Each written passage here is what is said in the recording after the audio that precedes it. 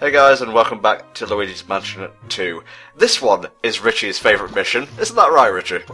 Well, favourite, and I do hate it a bit as well, but yes. Can you never just give me, like, a satisfactory answer? I can't be in two places at once. I'm not that much of a commentator, alright? Sorry, I am very contradictory in my emotions and feelings towards things. I can't help it.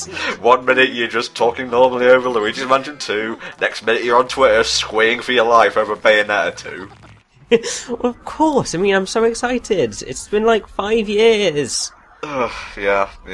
It was almost 10 years between Luigi's Mansion and Luigi's Mansion 2. How do you think I fucking felt? I never lost faith, though. I never lost faith that there'd be a sequel, and I was rewarded. Sounding slightly crazy now, but it's cool. Okay, Richie, just for a change of pace, why don't you tell us what this mission entails?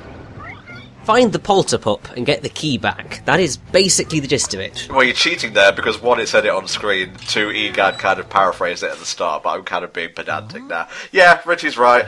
That's disgusting, by the way. Richie is right. We're basically going to chase this thing down and get the key back so we can enter the inner chamber of the tree and get to the boss. Pretty much. And it also means that we are basically backtracking through the entirety of Haunted Towers. And this is going to repeat in, I believe, every single mansion from this point onwards. Handheld games, everyone! It's why I say that the backtracking in this game is arguably worse than in the original Luigi's Mansion. Because even if you're kind of going through the same corridors, you were never necessarily always going through the exact same rooms in the exact same order to get to places, whereas when you're chasing the Polter pup, you're going through rooms that you've been in like 5-6 times by this point already. I suppose the mission structure gets you used to the layout of the mansion, so by the time you reach, like, mission 5 of the mansion, you can just go to any room that you want. It's embedded in your mind. Yeah, pretty much. Very true.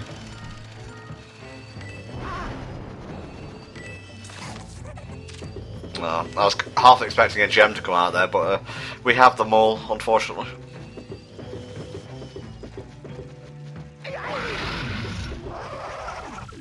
Haha! Triple kill, bitch! And you lost the majority, well, at least some of your prize there. It went through the hedge. Yeah, it fell outside of the boundaries.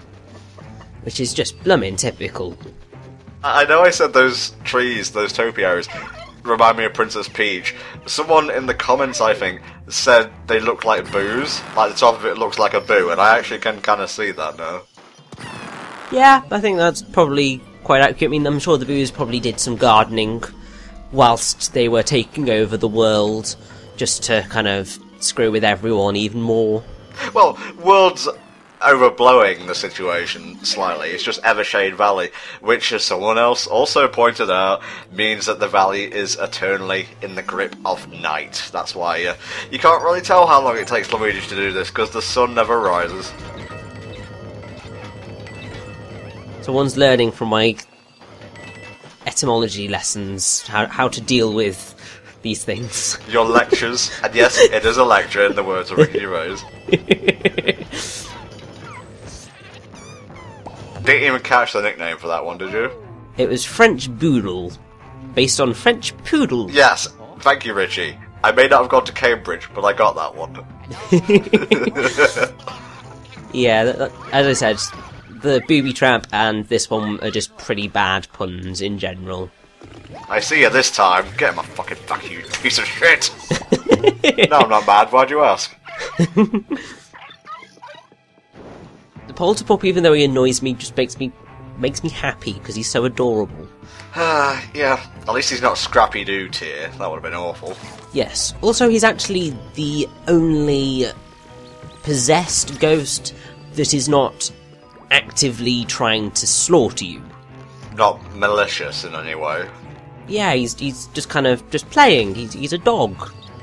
He just wants to play. There is that one mission later in the game where the pup comes at you with a knife. That was kind of unexpected. That doesn't actually happen. I'm just playing a ruse, giving a trick fest.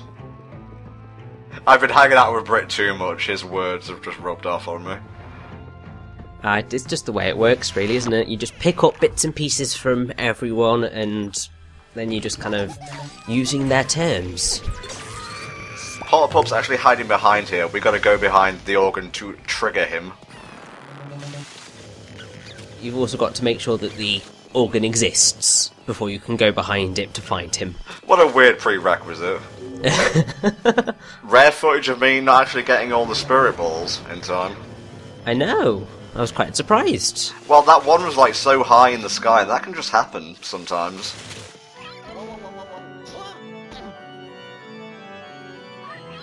Okay, the organ now sufficiently exists.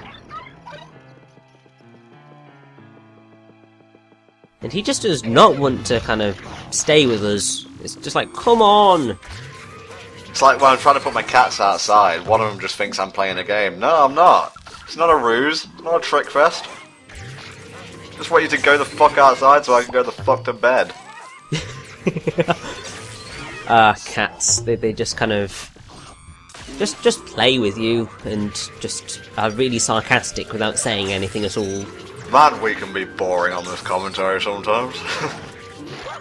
It's what happens when you're chasing the Polter Pup. There's not a lot to talk about, because we've already seen all these rooms before.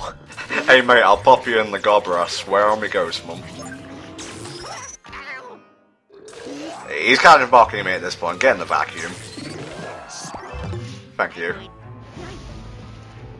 Now, something that I could probably bring up now, seeing as we kind of don't have a ridiculous amount to talk about, is what I meant when I said that I like trees all the way back at the start of the mansion, because I've got something else to talk about during the boss, so I can talk about trees here. Go for it. Basically, I just really like trees because of kind of how important they've kind of become in mythologies. Like, trees are everywhere. So you have kind of the Tree of Knowledge in kind of Christianity and Judaism. You've got Yggdrasil in Norse mythology. It just everywhere trees kind of keep coming up. But then also you have kind of trees that are sort of celebrated. So, for example, in Nottingham, although more specifically Sherwood, you have the Major Oak, which is very famous in the Robin Hood myth. Or legend, I should say, because it's classified as a legend because there's a possibility of it being slightly true. Hey, have you not watched Robot of Sherwood? That shit made it canonical, in my opinion, okay? And now I'm just waiting for Doctor Who to come and whisk me away, and I've made a massive faux pas about realising it because it is the Doctor and not Doctor Who. Oh my god, I'm 2005 era Doctor Who. Good lord, Tom, you're screwing up so badly there. It's the Doctor. I know. Or, if you are looking at Series 4, Dr. Donna. Or, if you're looking at the most recent series, Clara. Yeah, pretty much. Speaking of trees, at the time of this recording, the next episode is called Forest of the Night, and where trees just spring up all over and the whole place becomes a forest. Oh, okay. I don't think I saw the trailer for that. Oh, it's because I watched it on iPlayer. Oh. Not as intelligent as your stuff about Yggdrasil and all that stuff. How about this then? The white tree from Lord of the Rings. You didn't bring that shit up, did you? Well, that's because I hadn't gone all the way down the Wikipedia page. Here comes the middle finger, it's taken off! And he has left Earth's atmosphere to find fucks unknown. The only reason that I kind of have my slight obsession with Yggdrasil is because of Tales of Symphonia, because that's got a whole thing to do with the world tree and Yggdrasil and Norse mythology in general, so that's kind of where my obsession has originated from. I think Xerneas from Pokemon is related to Yggdrasil. I would think so, yes.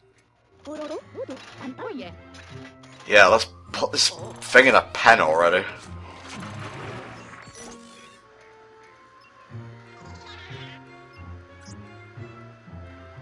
Give me that sweet, sweet upgrade. Success! There we go, we've maxed out the Poltergust 5000. Oh, it's going to be so satisfying. Now we have 3 levels of Suck.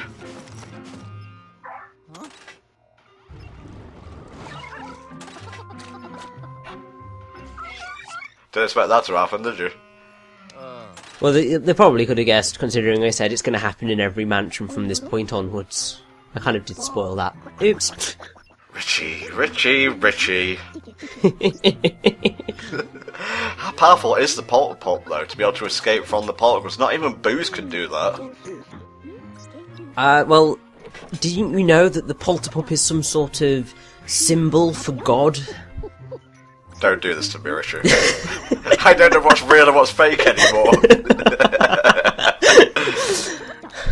That is the type of English literature thing where it's just like, no, that is just so wrong. I cannot begin to describe how wrong it is. How to bamboozle and Tom64. Pose a pseudo-philosophical question. Confuses him every single time. Anyway, that's pretty much it for Haunted Towers. Please join us next time for the boss fight, where we encounter a lot of stairs. See you then.